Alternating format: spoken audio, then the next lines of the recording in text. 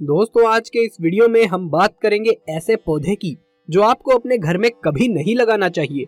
लेकिन अगर आप ये पौधा लगाने की गलती कर चुके हैं या फिर ये पौधा आपके घर में अपने आप उगाए हैं, तो ऐसे में आप इन्हें उखाड़ कर फेंक दें। और अगर कोई ऐसा पौधा है जिसे उखाड़ कर फेंका नहीं जा सकता, तो ऐसे में क्या उपाय किया जा सकता है जिससे इसके दुष्प्रभाव आपको झेलने ना पड़े। तो पूरी जानकारी के लिए इस वीडियो को अंत तक जरूर देखिएगा। नमस्कार दोस्तों, स्वागत है आप सभी का एक बार फिर से। दोस्तों, सच्ची श्रद्धा से कमेंट्स में जरूर लिखें हर हर महादेव। किसी भी भवन के वास्तु को सही रखने हेतु उसके आसपास के पर्यावरण का ठीक होना अत्यंत आवश्यक होता है। और यदि पर्यावरण को ठीक रखना है तो पेड़ पौधों का होना जरूरी होता है, क्योंकि पेड़ पौधों का होना प्रकृति को संतुलित बनाए रखने के साथ साथ मानव के लिए भी महत्वपूर्ण है। पेड़ पौधे पर्यावरण में उपस्थित हानिकारक तथा प्रदूषित वायु यानी कार्बन डाइऑक्साइड भोजन के रूप में ग्रहण करके वातावरण को स्वच्छ तथा सुंदर बनाते हैं। कौन सा पौधा हमारे जीवन के लिए उपयोगी है तथा कौन सा पौधा लगाने से वातावरण को स्वच्छ बनाया जा सकता है और कौन सा पौधा लगाने से वास्तु दोष ठीक किए जा सकते हैं, इसकी जानकारी आज की इस वीडियो के माध्यम से हम आपको बताएंगे। वास्तु शास्त्र के अनुसार मनुष्य को सुख समृद्धि एवं ऐश्वर्य की प्राप्ति के लिए अपने घर में इन पौधों को अवश्य ही लगाना चाहिए। तो चलिए जान लेते हैं इन पेड़ पौधों के बारे में। पर उससे पहले अगर आपने हमारे चैनल को अभी तक सब्सक्राइब नहीं किया है तो इसे सब्सक्राइब कर लीजिए, साथ ही वीडियो को एक लाइक करना ना भूले। तो चलिए अब शुरू करते हैं। नंबर 1, अशोक का वृक्ष। इस वृक्ष को यदि घर के उत्तर दिशा में लगाया जाए तो इसका अत्यंत शुभ प्रभाव होता है। इस वृक्ष को परिसर अथवा घर में लगाने से दूसरे सभी अशुभ वृक्षों का दोष नष्ट हो जाते हैं। नंबर 2, केले का वृक्ष। दोस्तों, घर एवं व्यवसाय प्रतिष्ठान या औद्योगिक परिसर की चार दीवारी में केले का वृक्ष लगाना शुभ होता है। इस वृक्ष को यदि ईशान कोण में लगाए जाए तो और भी ज्यादा अधिक शुभ फल प्राप्त होते हैं।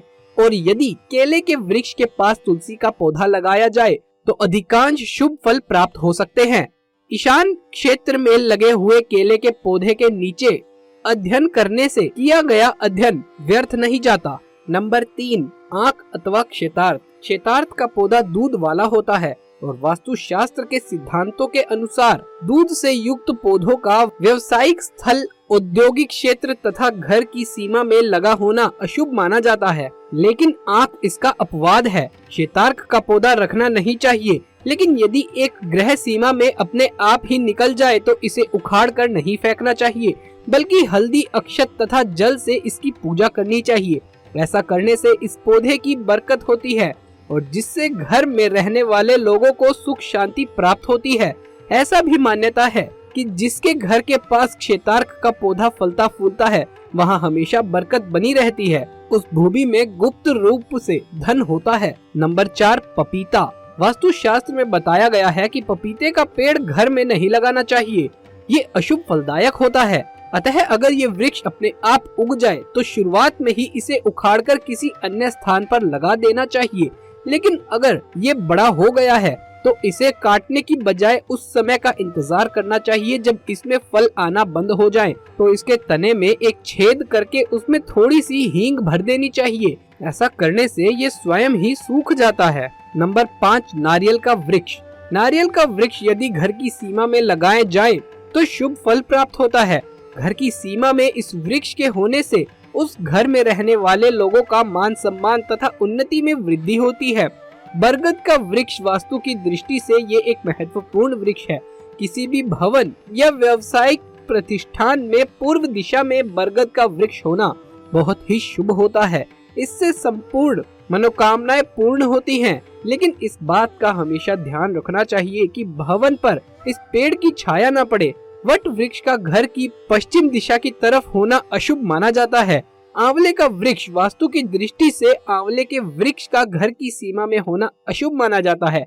इस वृक्ष को यदि घर में लगाया जाए तो जो अशुभ फल प्राप्त होता है वो भी नष्ट हो जाता है। अनार का वृक्ष। घर में यदि फल देने वाला अनार का वृक्ष लगाया जाए तो शुभ फल प्राप्त होते हैं, लेकिन ये वृक्ष आग्नेय तथा नैऋत्य कोण में नहीं लगाना चाहिए। कहीं कहीं पर अनार के वृक्ष का घर में होना अशुभ कहा जाता है, लेकिन ये नियम केवल बंजर जाति के अनार के वृक्ष पर ही लागू होता है, मतलब जिस पर फूल या फल नहीं लगते हैं। हल्दी का वृक्ष।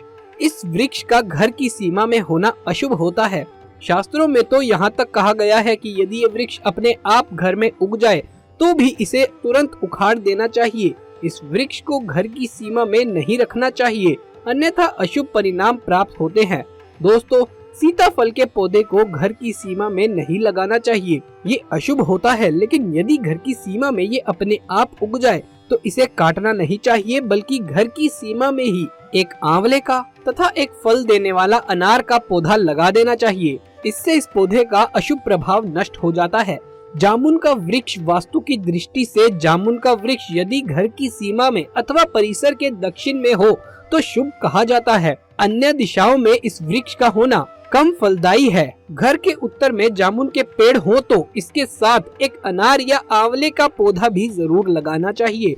वास्तु की दृष्टि से आम का वृक्ष घर की सीमा में होना शुभ नहीं माना जाता है। फिर भी अगर ये वृक्ष हो तो इसे काटना नहीं चाहिए, बल्कि नित्य इसकी जड़ों में काला तिल डालकर जल चढ़ाना चाहिए। ऐसा करने से इस वृक्ष का अशुभ प्रभाव नष्ट होता है। नीम का वृक्ष घर के वायव्य कोण में नीम के वृक्ष का होना अत्यंत शुभ माना जाता है।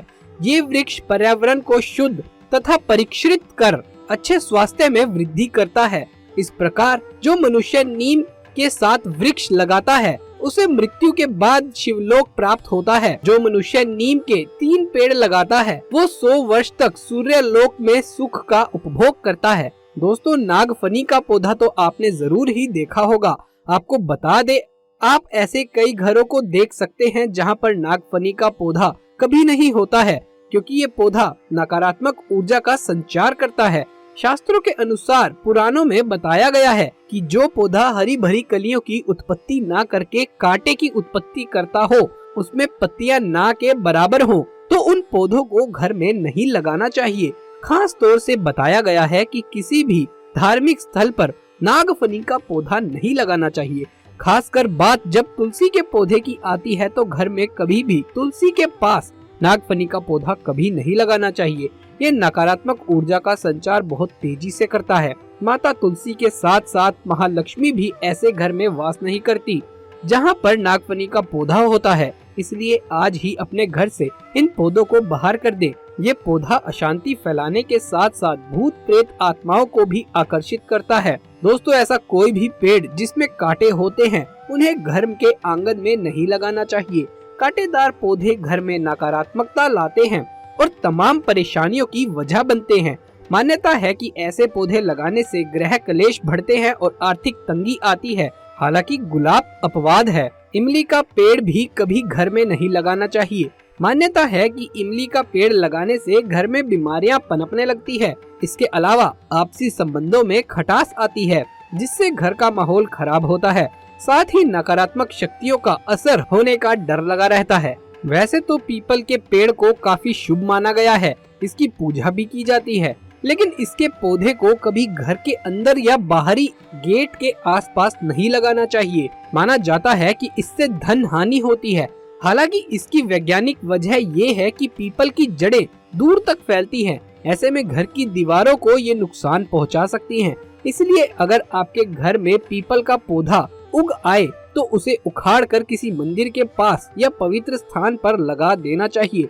बहुत सारे लोग मदार का पौधा घर में लगाते हैं, लेकिन वास्तु के मुताबिक ऐसा अच्छा नहीं माना जाता। मान्यता है कि मदार समेत ऐसे कई और पौधे हैं जिनसे दूध निकलता है, जिन्हें घर के अंदर नहीं लगाना चाहिए। इससे नकारात्मकता आती है। खजूर का पेड़ घर की सुंदरता जरूर बढ़ाता है, लेकिन इसे लगाने से परहेज करना चाहिए। वास्तु के मुताबिक इसे लगाने से घर के सदस्यों की तरक्की रुक जाती है और परिवार में आर्थिक तंगी आती है। तो दोस्तों, कैसा लगा आपको आज का ये वीडियो?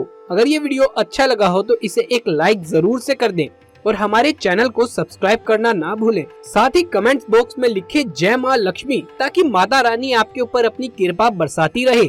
जल्द मुलाकात होगी अगली वीडियो में। तब तक के लिए आप सभी का धन्यवाद।